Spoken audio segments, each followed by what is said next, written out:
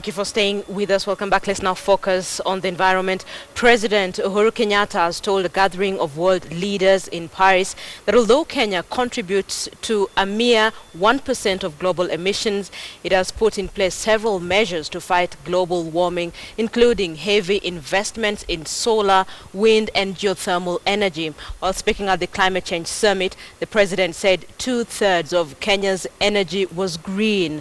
Meanwhile, rich nations have pledged millions of dollars towards dealing with the impact of climate change. From Paris, our special correspondent Alex Chamwada has more.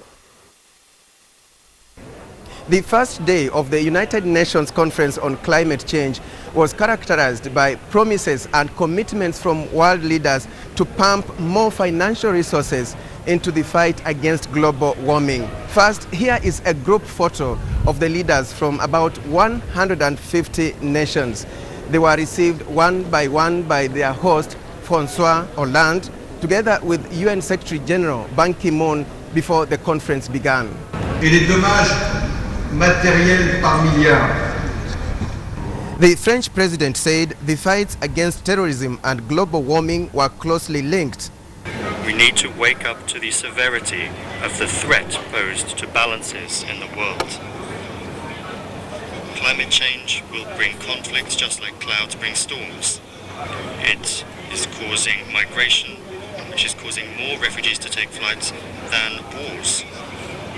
Kenya was represented by President Uhuru Kenyatta, who was accompanied by Environment and Natural Resources Cabinet Secretary Professor Judy Wakungu.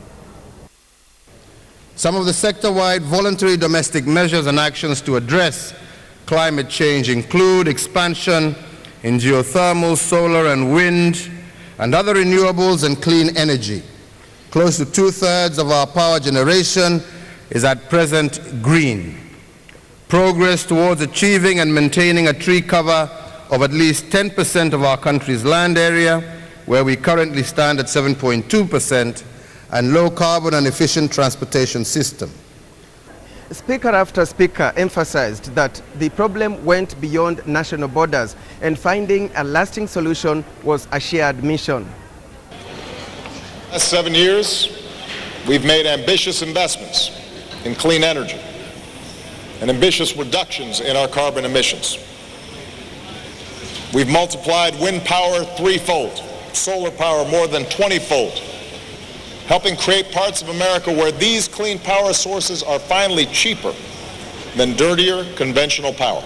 Remember, this conference is not just about political leaders. There are other participants, NGOs, the civil society, environmentalists, food security experts, name them, even business community. And this conference goes on until December the 11th.